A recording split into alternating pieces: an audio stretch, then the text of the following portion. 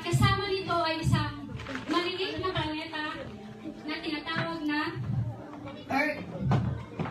Ginawa ng Diyos ang lahat ng ito, ang lahat ng tao ay naninirahan sa ating planeta. Mahigit 2,000 taon na ang nakalilipas noong panahon na lubos natin siya kailangan. Gumawa ang Diyos upang makasama natin at iligtas tayo at ipakita sa atin kung paano dapat mabuhay ng mapayapa.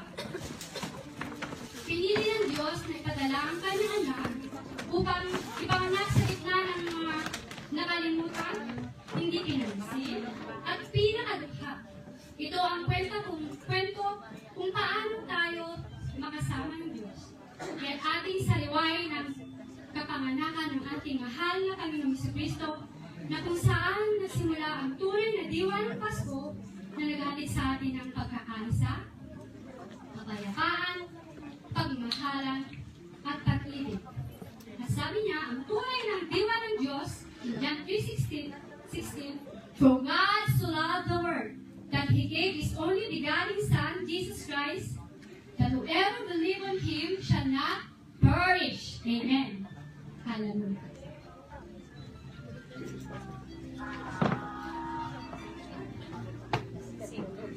Nang ika-6 na buwan ng pagdadalang tao ni Elizabeth, ang anghel na si Gabriel ay isinugo ng Diyos sa Nazaret na isang bayan sa Galilea upang kausapin ng isang dalaga na pangalan Maria. Siya ang nakatakda ng ikasal kay Jose, isang lalaki buhat sa angkan ni David. At lumapit ang anghel sa dalaga at binati ito.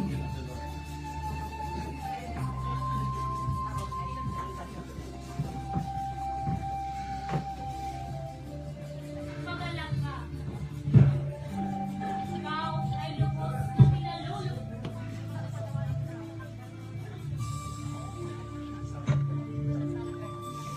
Magalang ka.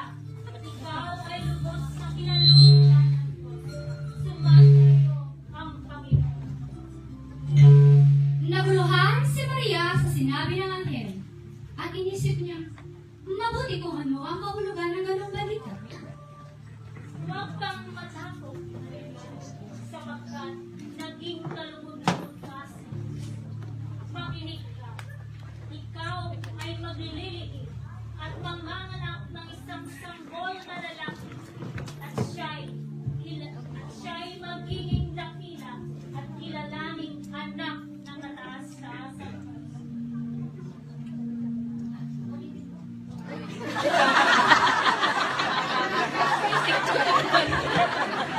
Praise God. Ayun.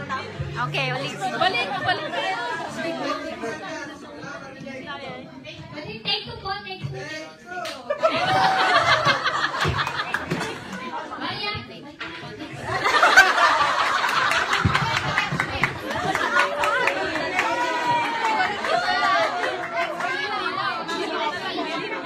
Nakalive pa man din. Para naman. Anghel na si Gabriel ay isinugo ng Diyos sa Nazaret na isang bayan sa Galilea upang kausapin ng isang dalaga ng pangalan Maria. Siya ay nakatakda ng ikasal kay Jose, isang lalaking buhat sa angkan ni David. At lumapit ang anghel sa dalaga at binati ito. Magalak ka. Ikaw ay lubos na pinalulugdan ng Diyos. Sumasa iyo ang Panginoon. Naguluhan si Maria sa sinabi ng anghel at inisip niya, mabuti kung ano ang kahulugan ng ganong balita. Huwag kang matakot, Maria, sapagkat naging kalugod-lugod ka sa Diyos. Makinig ka. Ikaw ay maglilihi at manganganak ng isang sanggol na lalaki at siya'y papangalanan mong Jesus. Siya'y magiging dakila at kilalaning anak ng kataas-taasang Diyos. Ibibigay sa kanya ng Panginoong Diyos ang trono ng kanyang amang si David upang maghari sa angkan ni Jacob magpakailanman. Ang kanyang paghahari ay walang katapusan. Paano mangyayari yung gayong mga isang Bethen? Sa sayo ang Espiritu Santo at mapapasailalim ka sa kapangyarihan ng kataas-taas ng Diyos. Hindi ba ang kamag-anak mong si Elizabeth ay baog? Gayon may naglinis siya. At ngayon ika-6 na buwan ng kanyang pagdadalang tao. Kahit na siya'y matanda na. Sapagkat walang anumang bagay na hindi kayang gawin ng Diyos. Ako'y alipin ng Panginoon, mangyari nawa sa akin ang kanyang sinabi. Pagkalipas ng ilang araw, lumalaw si Jose na Maria. At saka naman itong pinagtapat sa Maria. At siya ay nagkadalang tao at pagkasing ng alas period. Subalit, dahil sa isang matuwid na tao si Jose na kanyang mapapangasawa at ayaw nitong malagay sa kahihiyan si Maria, binalak niyang hiwalayan si Maria ng kanya. Ngunit, habang pinag-iisipan ni Jose, ito'y nakalimit. At napakita sa kanya sa panaginip ang isang anghel ng Panginoon. Jose, Jose, anak ni David, huwag kang matakot na pakasalan si Maria, sapagkat ang sanggol na dinadala niya ay mula sa Espiritu Santo. Magsisilang siya ng isang batang lalaki at Jesus ang ipangalan mo sa sanggol, sapagkat ililigtas niya ang kanyang bayan sa kanilang kasalanan. Nangyari nga ang lahat ng ito upang matupad ang sinabi ng Panginoon sa pamamagitan ng propeta. Nang magising si Jose, sinunod niya ang utos ng anghel ng Panginoon at pinakasalan niya si Maria.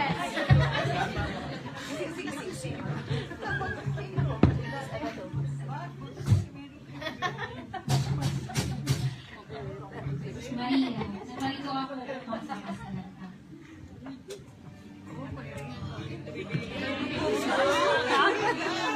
Will you marry me?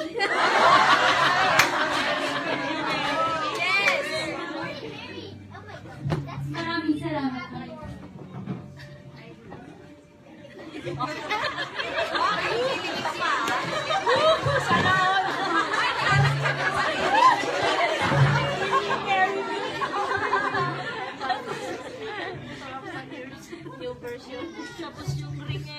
Mula sa Nazaret, isang lungsod sa Galilea, si Jose ay pumunta sa Judea, sa Bethlehem.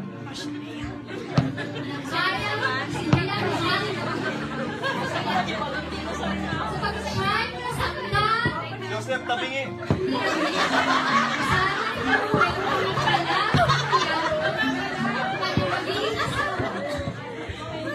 Ngayon ay nagdadalang tao, Tabingi. habang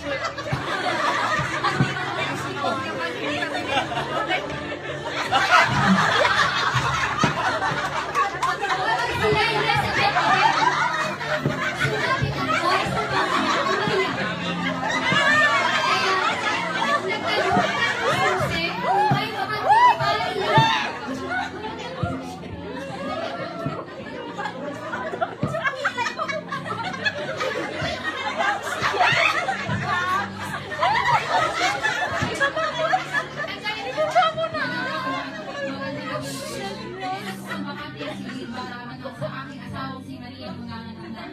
Wala na, iho.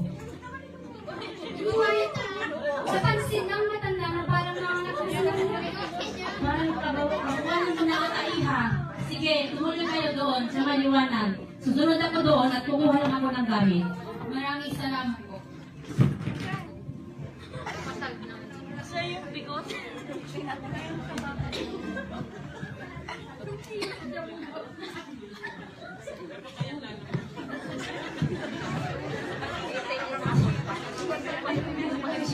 Ano kayo lalabas dyan?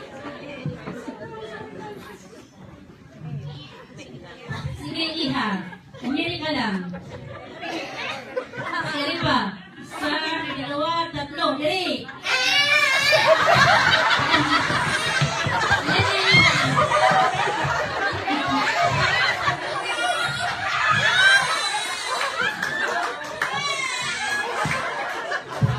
Lalaki at napakalusog.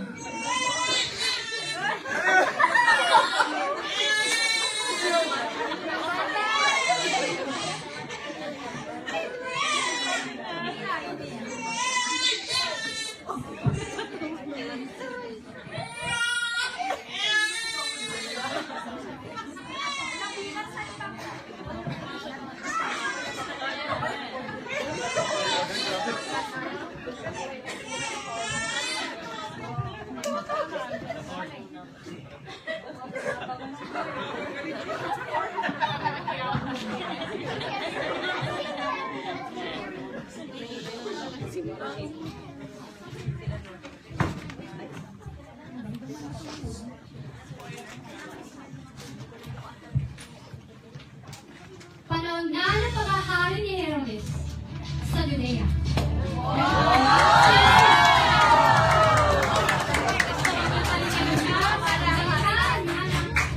Palihim at tinatawag ang mga bansa.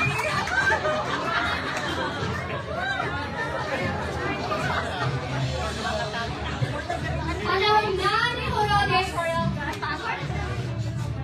sa Judea nang ipanganak si Jesus sa Bethlehem. At nabalitaan niya at palihim na pinatawag ang mga pantas.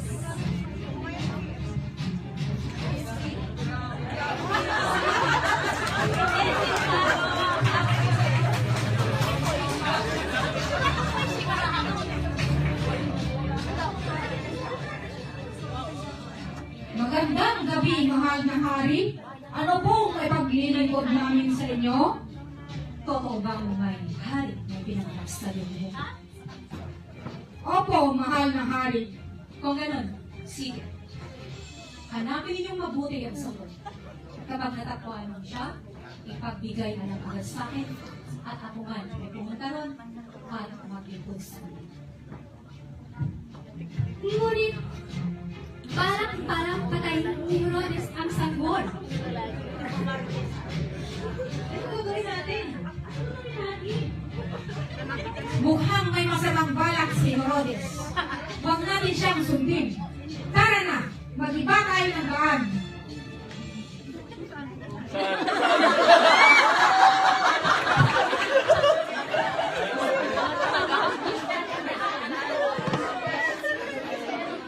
Pagkatapos noon, may mga pastol na nasa parang at nagbabantay na kanilang mga tupa ng gabing iyon.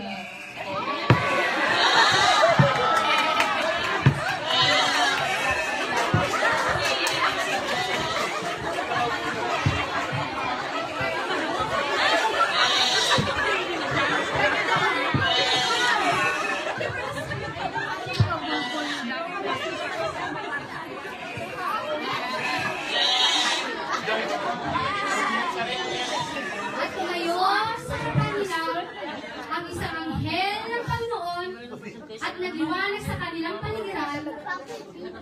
Sa kalwaltian ng Panginoon, ganun na lamang ang kanilang pagkatakot. Huwag kayong matakot. Ako'y may dalang magandang balita para sa inyo na magdudulot ng malaking kagalakan sa lahat ng tao. Isinilang sa inyo ngayon sa bayan ni David ang tagapagligtas, ang Kristong Panginoon. Ito ang inyong palatandaan. Matatagpuan ninyo ang isang sanggol na nakabalot sa lampin at nakahiga sa isang sabsabat. Biglang lumitaw, kasama ng anghel ang isang malaking hukbo. Sa kalagitnaan, siya nagpuri sa Diyos at umawit.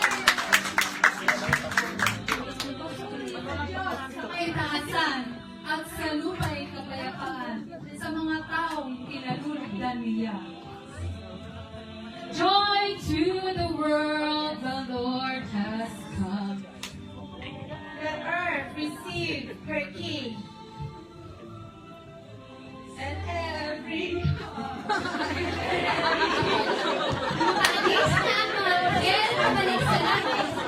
Ang mga pastor ay nag-usap-usap. Tayo nga sa Bethlehem, tingnan natin ang pangyayari nito na ibinalitan sa atin ng Panginoon.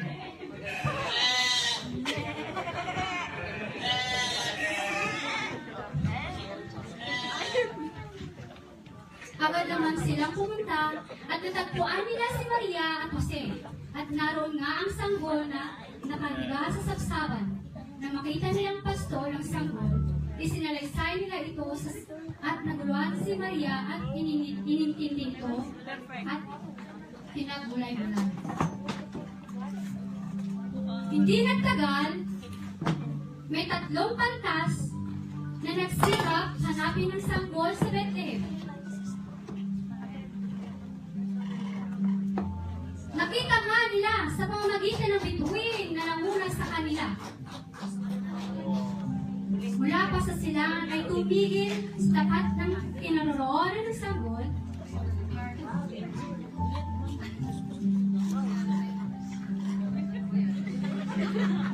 At ganoon na lang ang kanilang kagalakan. Na makita ang bituin pumasok sa bahay. Nakita nila ang sanggol sa piling ni Maria at kanyang ama.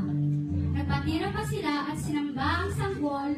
Hinandog nila ang kanilang mga dalang linto, insenso at mira.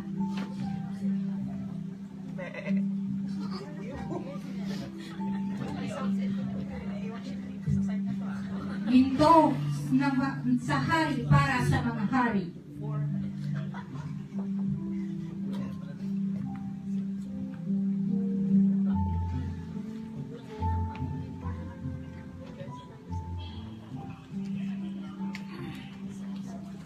Insenso para sa pari ng lahat ng pari.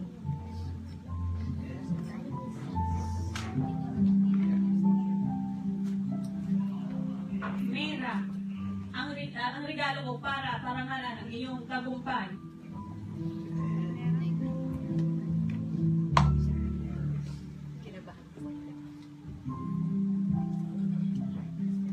Pagkatapos nila mag-alay ng ganito, ginto, insenso at mira, ang 3 pantas ay nakaramdam ng kagalakan at kapayapaan at hindi na bumalik kay Herodes. At sa halip, nag-usap-usap sila na sila'y magbanggan. Sana naman yung daan.